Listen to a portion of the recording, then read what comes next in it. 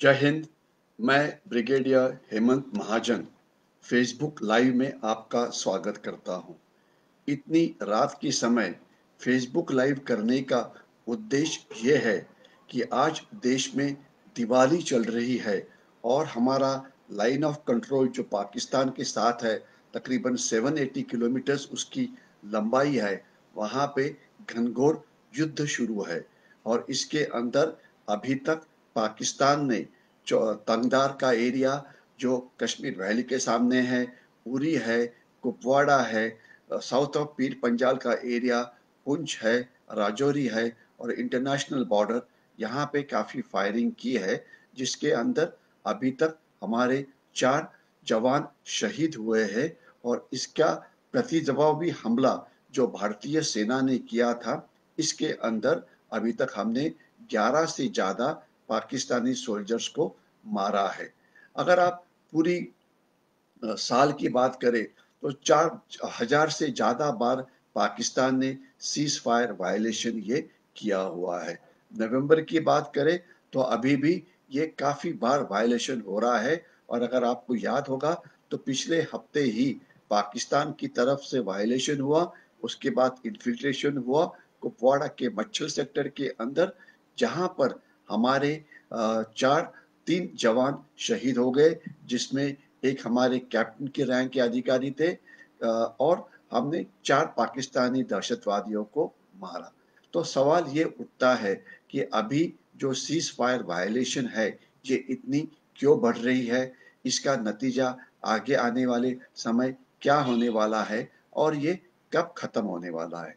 सबसे पहले अलग-अलग कारण।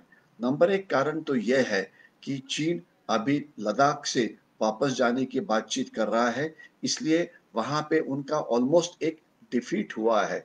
तो वो चाहता यह है कि पाकिस्तान की मदद से कश्मीर का जो एलओसी है, उसे एक्टिवेट करे ताकि भारत के ऊपर प्रेशर डाला जाए।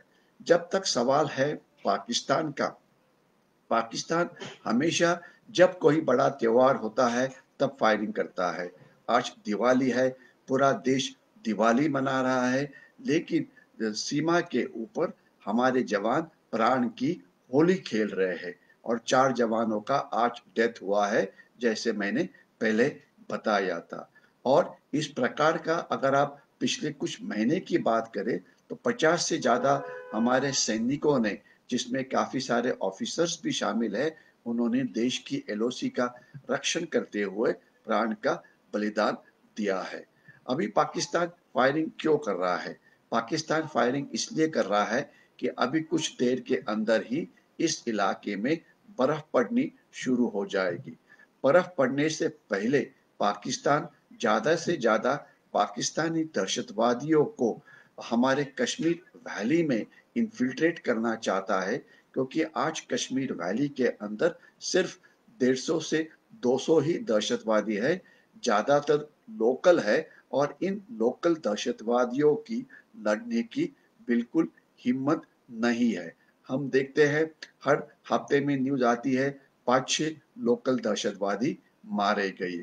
तो पाकिस्तान जो उनके कड़वे दहशतवादी है पाकिस्तान से, वो उनको यहाँ पे भेजना चाहता है ताकि जो दहशतवाद कश्मीर में डाई डाउन हो रहा है, उसे एक बार फिर से पुनर्जीवित किया जाए।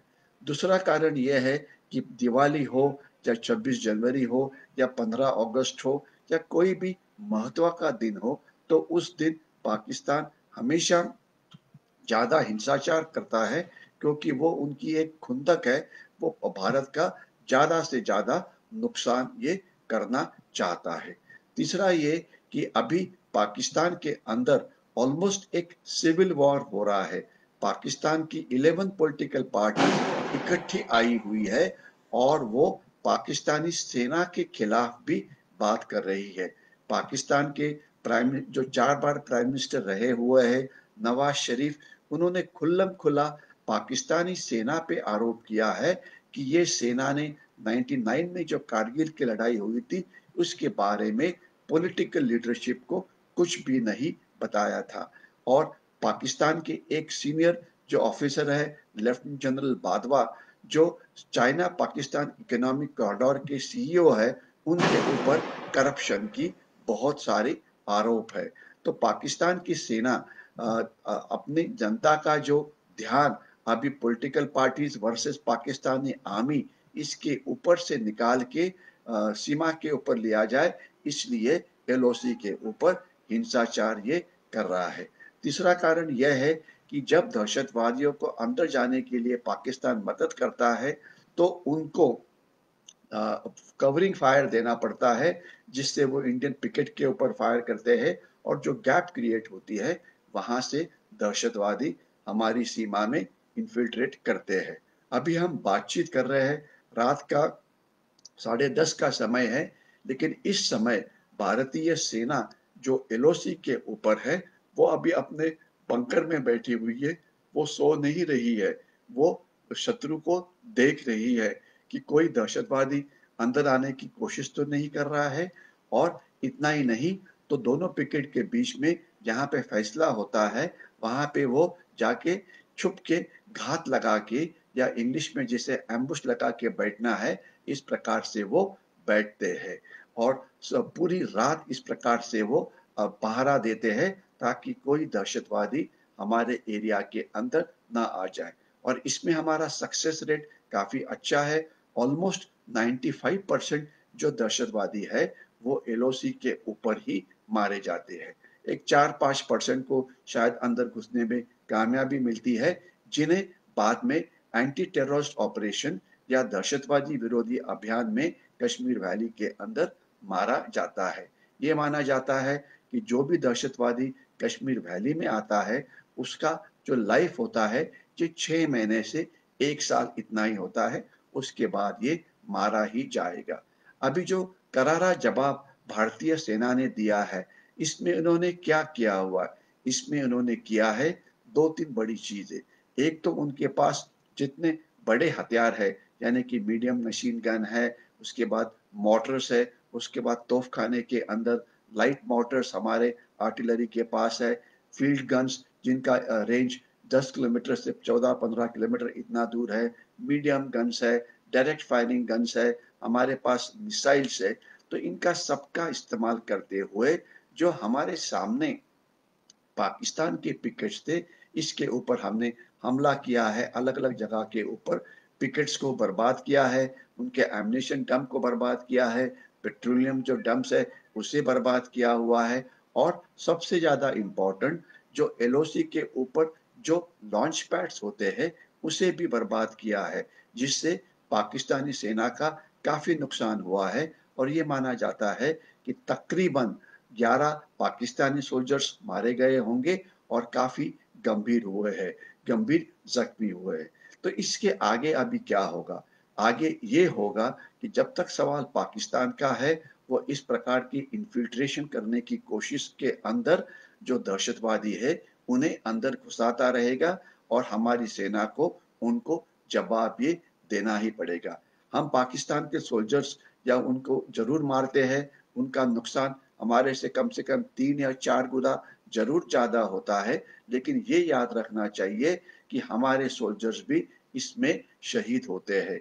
और जो लता मंगेशकर जी का जो फेमस सॉन्ग है कि सब देश में थे दिवाली पर हमारे सैनिक खेल रहे थे होली, ये काफी साल से एलओसी के ऊपर बिल्कुल लागू है और हमारे सेना का काफी खून हम यहाँ पे बहा रहे हैं। आज हमारे प्राइम मिनिस्टर श्री नरेंद्र मोदी जी जवानों के साथ, सेना के जवानों के साथ दिवाली मना रहे हैं। अच्छी बात है, जिससे जो सेना सीमा के ऊपर है, या वो भारत चाइना सीमा के ऊपर हो या भारत पाकिस्तान सीमा के ऊपर हो, उनका मोराल इससे जरूर बढ़ेगा। लेकिन एक देशभक्त नागरिक के ऊपर आप क्या कर सकते हो? हर एक आदमी अपने देश का भला चाहता है। तो यह समय है कि इस दिवाली के अंदर कोई भी चाइनीज चीज मत खरीदो, चाइना के ऊपर पूरा बहिष्कार करो, क्योंकि पिछली दिवाली में चाइना ने 40,000 कोटि रुपए का सामान हमारे देश में बेचा था। तो इस समय चाइना की इकोनॉमी की हमने कंबर तोड़नी चाहिए। Be Indian, buy Indian.